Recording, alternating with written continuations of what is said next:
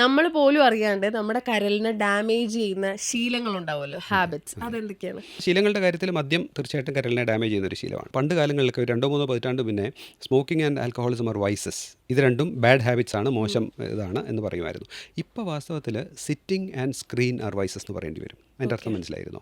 Sitting and screen എന്ന് പറയുന്നത് ഒരു ടിപ്പിക്കൽ ജോബ് പ്രൊഫൈൽ എടുത്ത് നോക്കുകയാണെങ്കിൽ മിക്കപ്പോഴും നമ്മൾ ഇരിപ്പല്ലേ, അതെ, നടക്കുന്ന ജോലികൾ എത്ര ഉണ്ട്? കുറവാണ്. കുറവാണ്. ഇനിയും ഇരുന്നുകൊണ്ട് സ്ക്രീൻ നോക്കലല്ലേ നമ്മൾ മെജോറിറ്റി ചെയ്യുക. ഡോക്ടറായ ഞാനും അത് തന്നെയാണ് ചെയ്യുന്നത്. കാരണം പണ്ട് ഫയൽ എഴുത്തായിരുന്നു, ഇപ്പോൾ കമ്പ്യൂട്ടർ നോക്കിയിട്ടാണ് ഞാൻ രോഗിയുടെ ഡീറ്റെയിൽസ് സ്കാൻ കാണുന്നത്, അതിൽ നിന്നാണ് മരുന്ന് പ്രിസ്ക്രൈബ് ചെയ്യുന്നത് കമ്പ്യൂട്ടറിലോട്ടാണ്. ഒരു IT ജോബ് ഉള്ള ആൾ എന്താ ചെയ്യുക? ഇത് മാത്രമേ ചെയ്യുന്നുള്ളൂ.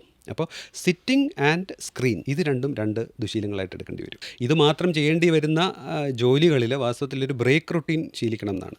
എന്നുവെച്ചാൽ ഇടയ്ക്കൊന്ന് ബ്രേക്ക് ചെയ്യണം. ഇടയ്ക്ക് എന്ന് പറയുമ്പോൾ ടിപ്പിക്കലി എത്ര സമയത്തിന്? ആക്ച്വലി ഒരു 20 മിനിറ്റ്സ് ഒക്കെയാണ് നമുക്ക്. ഇപ്പോൾ ഞാൻ എൻ്റെ പേഴ്സണലി പറയുകയാണെങ്കിൽ, ഇപ്പോൾ ഒരു പേഷ്യൻ്റ് OPയിൽ കണ്ടുകൊണ്ടിരിക്കുകയാണെങ്കിൽ ഒരു 5-6 രോഗികളെ കഴിയുമ്പോൾ ഒന്ന് എണീറ്റെങ്കിലും നിൽക്കാനെങ്കിലും നോക്കും, അല്ലെങ്കിൽ ഒന്ന് നടന്ന് മറ്റൊരു എവിടെയെങ്കിലും ഒരു എൻഡോസ്കോപ്പി റൂമിൽ ഒന്ന് പോയി തിരിച്ചു വരാൻ നോക്കും. അപ്പോൾ സിറ്റിംഗ് ആൻഡ് മോണിറ്ററിൽ നോക്കിയുള്ള ഇരിപ്പ്. ഇത് പറയുമ്പോൾ ഈ സ്ക്രീൻ എന്ന് പറയുമ്പോൾ വലിയ കമ്പ്യൂട്ടർ സ്ക്രീൻ മാത്രമല്ല നമ്മൾ ഉദ്ദേശിക്കുന്നത്, തോണ്ടിക്കൊണ്ടിരിക്കുന്ന സ്മാർട്ട് ഫോണും ഇതേ പ്രശ്നം തന്നെ ഉണ്ടാക്കുന്നുണ്ട്. മാനസികാരോഗ്യം തൊട്ട് ഒരുപാട് പ്രശ്നങ്ങളിലേക്ക് നമ്മളെ കൊണ്ടുപോകുന്നുണ്ട്. അപ്പോൾ ആൽക്കഹോളിസം, സിറ്റിംഗ്, സ്ക്രീൻ പ്ലസ് ഡയറ്റിലെ ഒരുപാട് ദുഷ്പ്രവണതകളില്ലേ, അതും ഒരു ദുശീലമായിട്ട് തന്നെ കണക്കാക്കേണ്ടി